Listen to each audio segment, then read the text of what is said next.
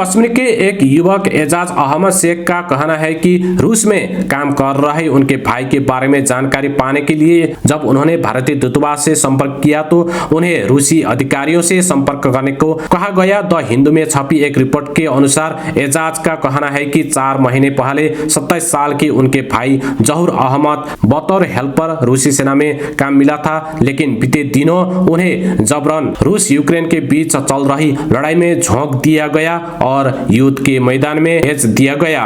उनके बारे में और जानकारी के लिए जब उन्होंने मास्को स्थित रूसी दूतावास से संपर्क किया तो उनसे कहा गया कि इसके लिए वो रूसी अधिकारियों के पास जाएं। अखबार लिखता है कि दिसंबर को आखिरी बार एजाज ने जहूर अहमद के साथ बात की थी, उसके बाद से उनके साथ संपर्क नहीं हो सका है। एजाज ने कहा, हमने मास्को में भारतीय दूतावास से संपर्क किया। कुछ दिन पहले उन्होंने रूस के सरकारी अधिकारियों के फोन नंबर और ईमेल आईडी भेजे। इनमें से कुछ नंबर रक्षा मंत्रालय के हैं और वो हमारे फोन का जवाब नहीं दे रहे हैं। एजाज के बड़े भाई Mukhtiyar Sheikh border security force BSF में काम करते थे और साल 1999 में विद्रोहियों के साथ एक मुठभेड़ में उनकी मौत हो गई थी। विदेश मामलों के मंत्रालय के सूत्रों के हवाले से अखबार ने लिखा है कि जहूर के साथ दूतावास का सीधा संपर्क नहीं है, लेकिन वो रूसी अधिकारियों से उन्हें छुड़ाने को लेकर बात कर रहे हैं। एक अधिकारी ने कहा, इस मामले को केवल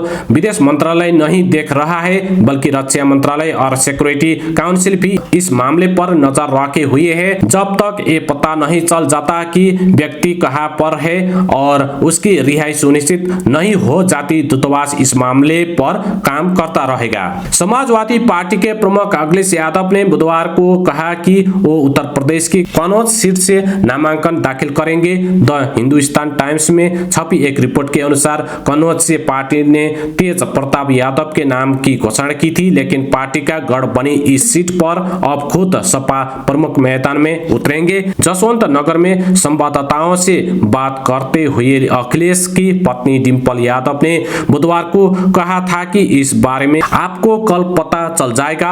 हो सकता है कि नामांकन से पहले की स्थिति साफ हो जाए। इसके बाद शाम को सपा के सोशल मीडिया हैंडल पर किए गए एक पोस्ट में साफ कर दिया गया कि गुरुवार 12 बजे कन्नौज से राष्ट्रीय अध्यक्ष अखिलेश यादव पर्चा भरेंगे। इंडिया एक्सप्रेस में छपी एक खबर के अनुसार कांग्रेस का गढ़ माने जाने वाले रायबरेली और अमेठी में अब तक कांग्रेस ने लोकसभा उम्मीदवार का नाम नहीं घोषित किया है। अखबार लिखता है कि ऐसे में प्रियंका गांधी वाड्रा और राहुल गांधी के अलावा एक और गांधी नेहरू परिवार से जुड़े शख्स का ध्यान इस तरफ हो सकता है। अखबार के अनुसार पीलीभीत से बीजेपी का टिकट न मिलने के बाद हो सकता है कि अरुण गांधी को रायबरेली से उतारा जाए। हालांकि अरुण गांधी ने अब तक इसकी पुष्टि नहीं की है और नहीं खंडन किया है।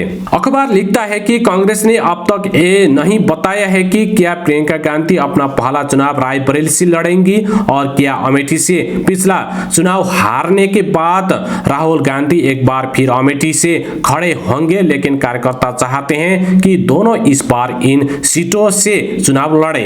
मामला समाज में मौजूदा भेदभाव को बढ़ाने और दो समुदायों जाति या धर्म के लोगों के बीच नफरत और फैलाने और धर्म या समुदाय के नाम पर वोट मांगने से जुड़ा है, जिसे आदर्श आचार संहिता का उल्लंघन माना जाता है। वही चुनावी प्रोपेगेंडा के लिए मंदिर, मस्जिद और चर्च जैसे पूजा स्थलों के इस्तेमाल पर भी मनाही है। आनंद जोंदाले ने चुनाव आयोग से कहा था कि मोदी के खिलाफ 153A के तहत मामला दर्ज किया जाना चाहिए, जो धर्म, नस्ल, जन्मस्थान, रिहाइश और भाषा के नाम पर अलग अलग समुदायों के बीच दुश्मनी को बढ़ावा देने से जुड़ा है। शिकायत पर चुनाव आयोग से फैसला न मिलने पर आनंद ने 15 अप्रैल को दिल्ली हाईकोर्ट का रुख किया और कोर्ट से कहा कि उनकी शिकायत के आधार पर कोर्ट चुनाव आयोग को प्रधानमंत्री के खिलाफ कार्रवाई करने का आदेश दे।